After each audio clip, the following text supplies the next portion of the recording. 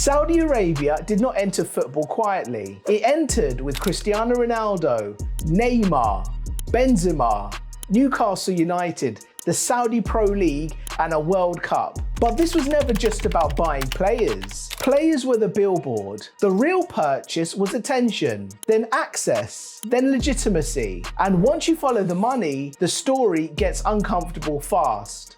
Because Saudi Arabia did not buy football sold because football refused. It bought influence because football kept showing it was available. Hi, this is Cyrus Fernando alongside FGTP from Glory to Power, where football meets money, media, influence and control. The public version starts with Cristiano Ronaldo. At the end of 2022, Ronaldo joined Al Nassr after leaving Manchester United. His reported contract was one of the biggest football had ever seen, with widely reported figures around about $200 million a year. This was not just a transfer, it was a signal flare. Saudi Arabia was telling football that old rules no longer applied.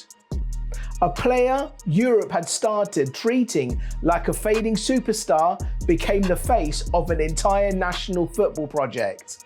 And it worked. Every camera turned, every agent noticed. Every player near the end of a major European contract suddenly had a new question to answer. What if the biggest payday of your life was not in Madrid, Manchester, Paris or Munich? What if it was in Riyadh? Ronaldo did not make Saudi football powerful by himself. He made it impossible to ignore. Then came the structure. In June 2023, Saudi Arabia's public investment fund took 75% ownership stakes in 4 major Saudi clubs: Al Hilal, Al Nassr, Al Ittihad, and Al Ahly. The remaining 25% stayed with each club's non-profit foundation. That detail matters. This was not just one rich club chasing one trophy. This was a league being rebuilt from the top down. The same sovereign wealth fund now had influence over the country's biggest football brands. And once that happened, the player market opened. Karim Benzema left Real Madrid for Al Ittihad. Neymar moved from Paris Saint-Germain to Al Hilal. N'Golo Kante, Riyad Mahrez, Roberto Firmino, Sadio Mane, Marcelo Brozovic, and Sergej Milinkovic-Savic followed the same road.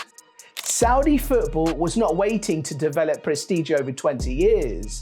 It was importing prestige overnight. The summer of 2023 proved this was not a Ronaldo stunt. Saudi Pro League clubs spent about $957 million in that transfer window.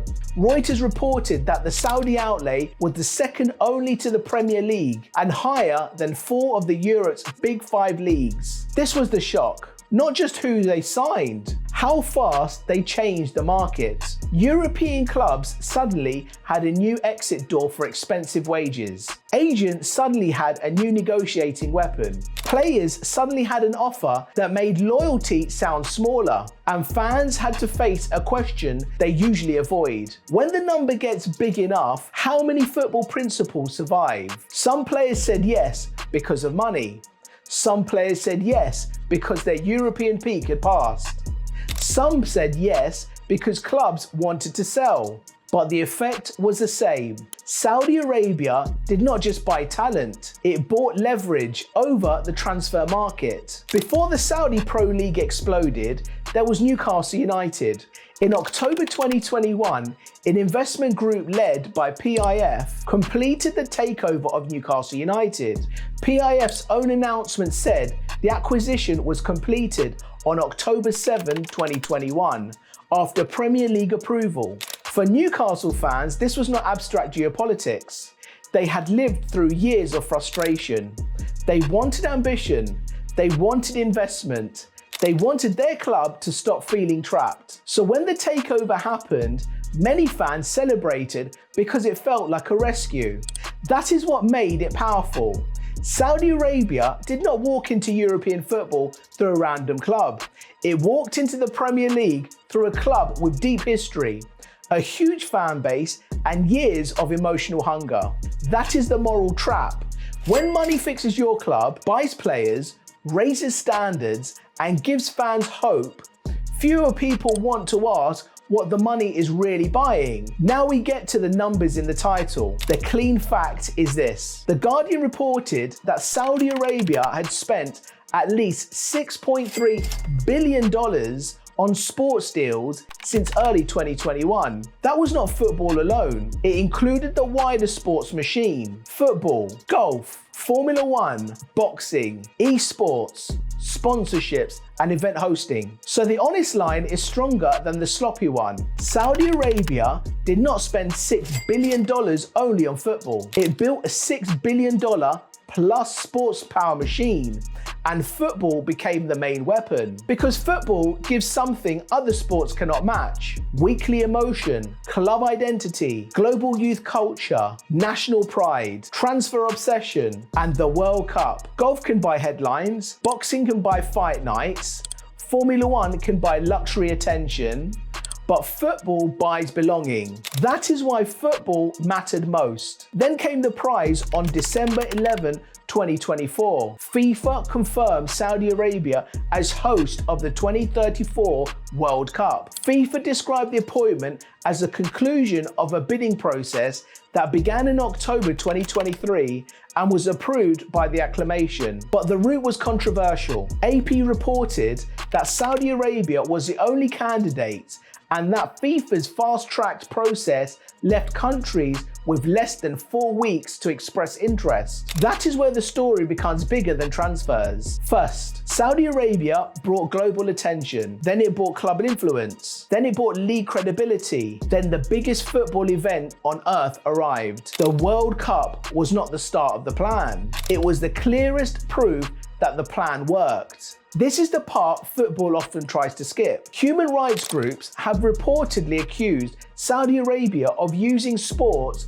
to improve its global image, while avoiding deeper scrutiny. Human Rights Watch warned that the 2034 World Cup carried serious risks for migrant workers, residents, and visiting fans. Amnesty International also criticized the confirmation of Saudi Arabia as host, warning the rights protections were not credible enough. Saudi officials and FIFA have argued that major tournaments can help accelerate reform and modernization.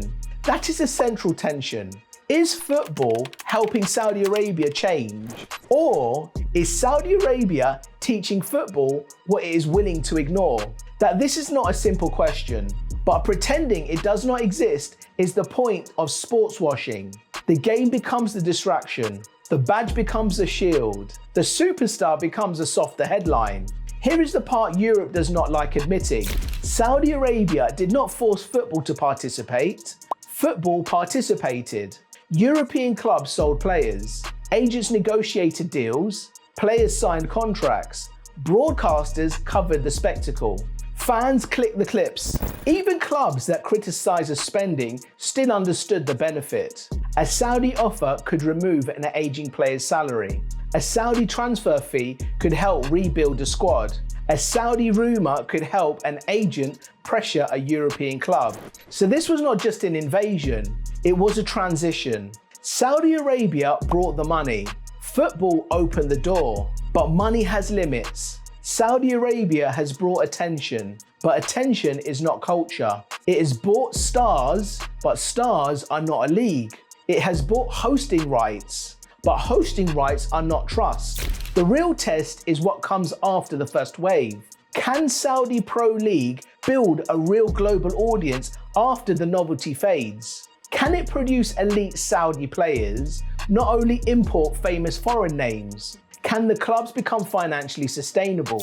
Can local fans become the center of the project instead of the backdrop? Saudi Arabia has clear targets. Reuters reported that the kingdom wanted Saudi Pro League revenue to rise from 450 million riyals to 1.8 billion riyals annually by 2030, and market value to rise from 3 billion to more than 8 billion riyals. That is the business plan. Now football gets to see if the product can survive without constant shock spending. The Saudi football story moves in sequence. First attention, Ronaldo made the world look. Then access, Newcastle gave PIF a Premier League seat. Then control. PIF took 75% stake in 4 major Saudi clubs. Then inflation. The Saudi Pro League spent nearly $1 billion in one summer window and changed the player market. Then legitimacy. The 2034 World Cup turned Saudi Arabia from a football spender into football's future host. That is the story. Not one country buying players, one country buying position. And football did not resist as much as it pretended to. Saudi Arabia did not buy football soul in one transfer window. It bought the parts football had already put up for sale. The players signed, the club sold, the institutions applauded, the sponsors adapted, and the fans watched. This $19 football power map breaks down exactly who controls the money, the decisions, and the access behind the modern football. If you want to understand what we have just covered at the next level, the link is in the description.